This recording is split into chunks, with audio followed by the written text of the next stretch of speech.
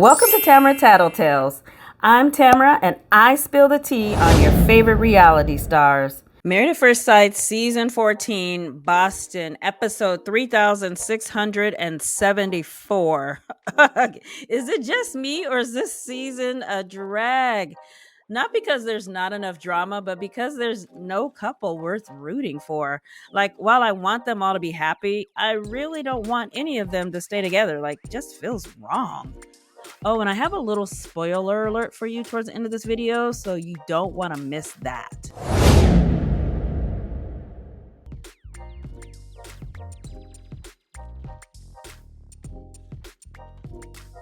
Instead of having Katina meet with an expert who can give some sound advice on how to handle her fight with Tootie about this dating app, they had her talk to another dysfunctional couple, Jasmina and Picky, instead.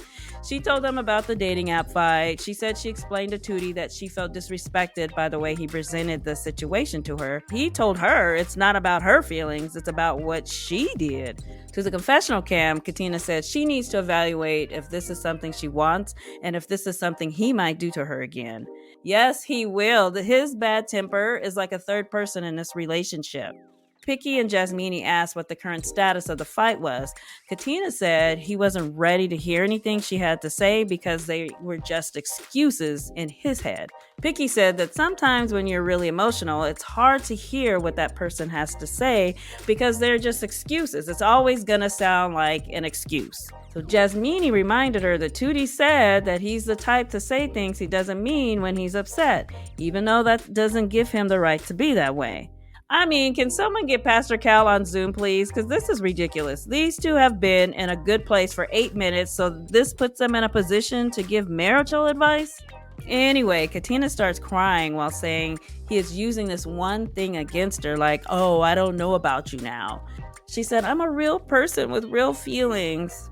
Well, apparently she's the only one with feelings in that room because no one felt the need to give her a hug, pat her on her wig, say woo woo woo, like she got no love while she was crying. Katina said that they discussed that he needs to talk to her and not at her, but he hasn't put that into action and her feelings are hurt. Girl, if you stay with that man, get used to having your feelings hurt. So Tootie says he wants Katina to really think about what she's done and how he feels about it as her husband. Until she gives an apology, it's just an excuse. He said he did a lot in this relationship, then proceeded to name only 2 things. He deleted his Instagram, but let's clarify, he does currently have an Instagram account. I'm pretty sure he deleted his Isaac Playboy Instagram, which probably should have never existed in the first place. And the second thing he said he did was change his hairstyle. So what, child? I changed my hairstyle 3 times yesterday. Big deal. So now he's questioning everything because they've been dating for a month. Man, you better check your finger. You's married now. That ain't no date. So Picky asked, Katina said that this was only one of many apps on her phone and she didn't think about deleting it because it's not one that she uses. Do you not believe her when she says that? Katina's a smart woman, bro.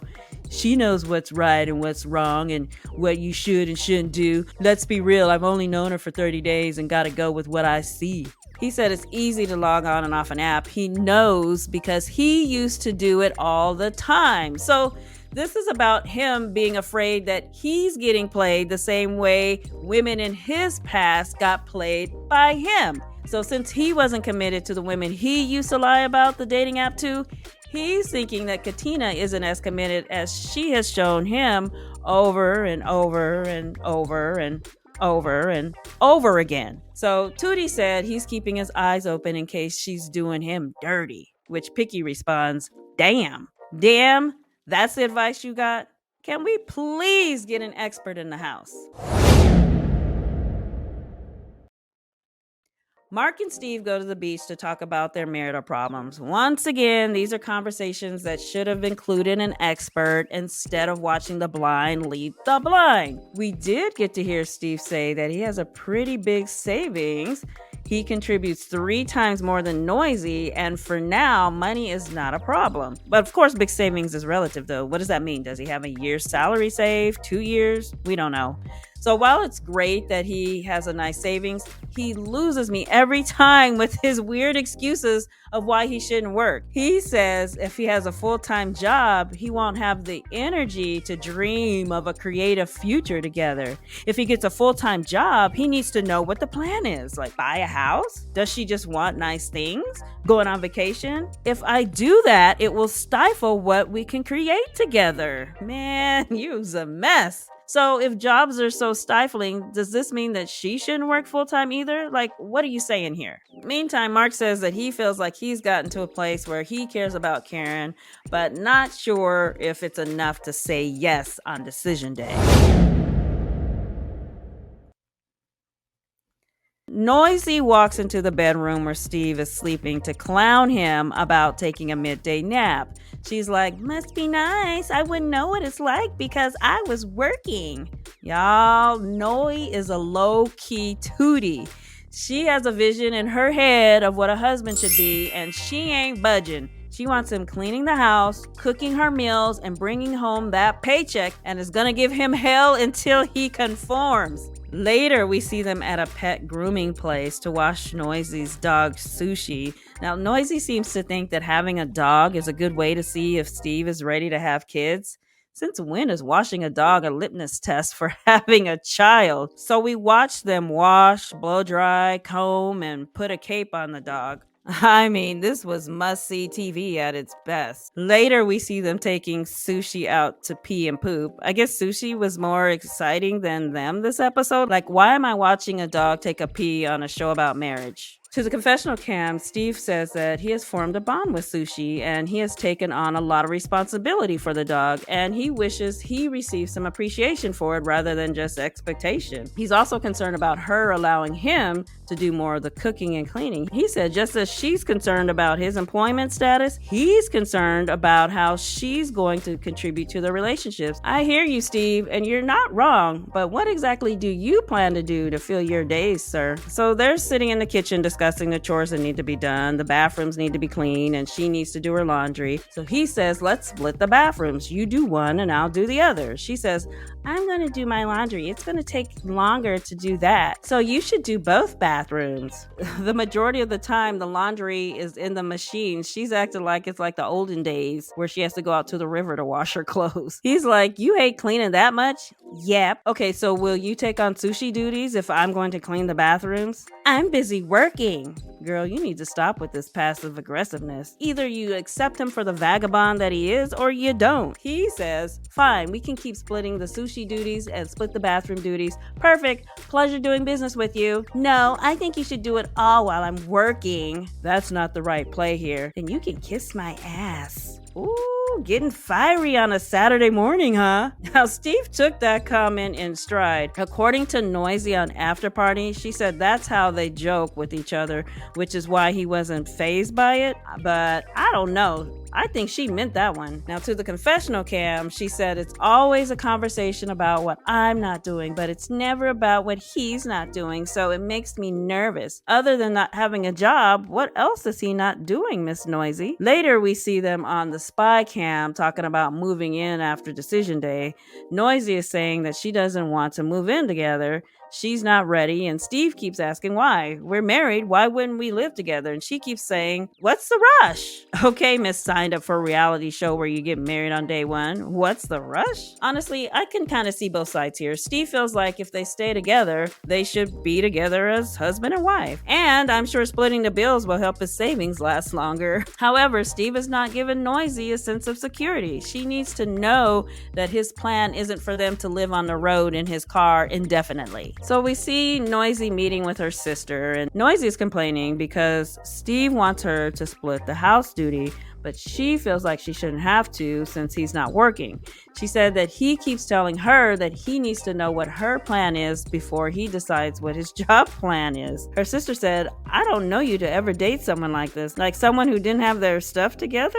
So what are you gonna do? What are you gonna do? So Steve met with his sister-in-law. He complains about Noisy putting their business on social media and that she agreed not to do it again. Then he sees another post. The moment you start to wonder if you deserve better, you do. He asked her if it was directed at him and she said no. Come on, Noisy, own your mess. His sister-in-law said since Noisy claims the post is not about you, you have to take that at face value and believe it. It sounds like she needs space and that she will either ask you for it or push you away. You know what questions and concerns you have, so now it's the time to communicate that to her. Goodness, Steve, just pull up that big fat bank account you claim to have and put this job madness to rest.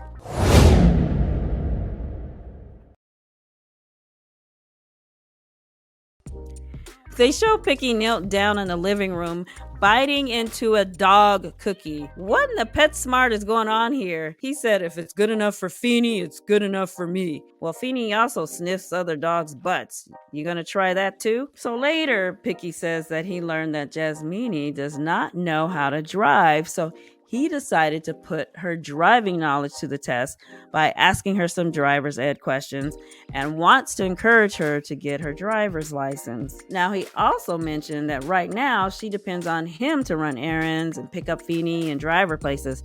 So while this is a thoughtful thing for him to do, it also serves him by not having to schlep her around town. She did a good job and got most of the questions right, and then he took her to a parking lot to teach her how to drive. It was cute watching them laugh and have a good time. She was probably going no more than like 20 miles an hour, but he was like holding on for dear life the entire time. Now, Jasmina said that they haven't been very affectionate, but they're enjoying hanging out together more and more, and maybe affection will come. By the way, recently, Jasmina made a comment in regards to the 1-month anniversary episode on social media. She said, I kissed a brother on camera when production was there, laughing my ass off. He romanced the F out of me. Sorry you didn't get to see it. So there is more good going on between them than we are being shown, but that's always the case, right? Later, Picky met with one of his sisters, while Jasmina met with her mom over video chat. They both said they've made progress with their communication and are getting along much better, but neither of them seems to have feelings for each other. And Picky said this is the longest he's had to wait to be intimate, and he's nervous to make moves on her. Back at the apartment, we see Picky making dinner for Jasmina. They rehash what we've already heard them say throughout the episode, that they're in a better place, they were not on the same page in the beginning, blah, blah, blah. When it's time to taste the food, Jasmina starts dancing and singing. It's still salty, but it's good.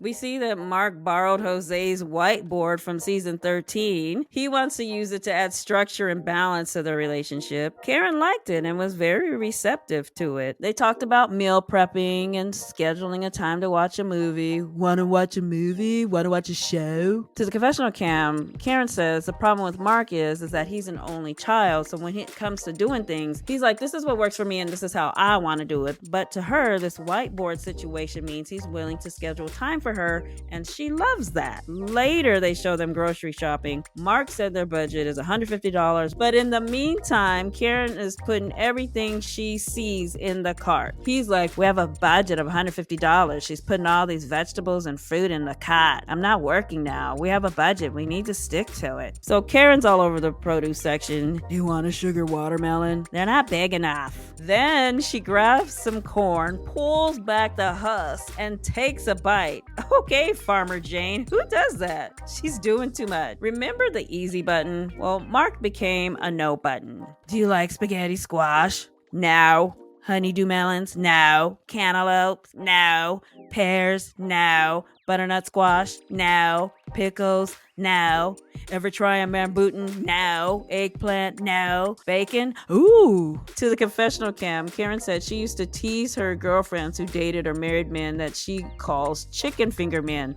They don't have a nice palate and all they want to eat are chicken fingers and mac and cheese. She said, I married chicken finger man. I will give you that one. You sure did. In the end, they went over their budget by like $100. Later, we see Karen mad at Mark once once again, this time they got into it over chores. Apparently, he ruined about $250 worth of her clothes by putting them in the dryer. We see them arguing on the spy cam. I told you not to put my clothes in the dryer 4 times, but you did it anyway and ruined them because you don't respect me. Girl, just don't let him touch your dirty clothes. She said Mark said he wanted a whiteboard to keep a schedule, but he didn't follow through. He wanted to look for a job in Boston, and now he's wishy-washy. Mark says he wants to talk about the future, but can't even tell me what his budget is for rent. Maybe because he currently doesn't have an income? I'm furious, and he's clueless. So in the clip, they're fighting over the laundry and him not paying attention to his own rules on his little whiteboard. She was really laying into him over the laundry situation. Now that fight was definitely not about laundry, but about how bad of a match they are. She yells, if you treated me as half as good as Chloe, we would never fight. When you are only 1 month in and jealous of the cat, it's time to leave. So Mark meets with his friend, and Mark said that the 1 month seemed to be a turning point in the right direction, but now they're having the same fights they had in the beginning. So his friend's advice was that they need to stop holding grudges and they both need to give a little and not shut down. So Karen is the only cast member we didn't get to see meet with a friend or family member to discuss her hot messiness. I wonder what that was about. We do see her putting shark costumes on a couple of cats because apparently she's arranged for a shark family photo shoot with her, Mark, and the cats. So Mark comes in and expresses that every day has been different. We have great times, even really difficult times, and I still don't know which way I want to go. We have such a roller coaster relationship. So I wonder, will the things that happened in the past start surfacing in our day to day? So she gets mad and accuses him of never taking accountability for his actions. Anytime we have a conversation about stop, you don't have to grab me like that. Okay, good, I'm done. She storms out of the apartment, and we learned on After Party that she went to the roof to talk to her buddy Tootie. So in the meantime, the photographer shows up for the shark photo shoot. So since Karen's gone, Mark starts doing it by himself. Then Karen storms in with a huge wet spot on the back of her dress.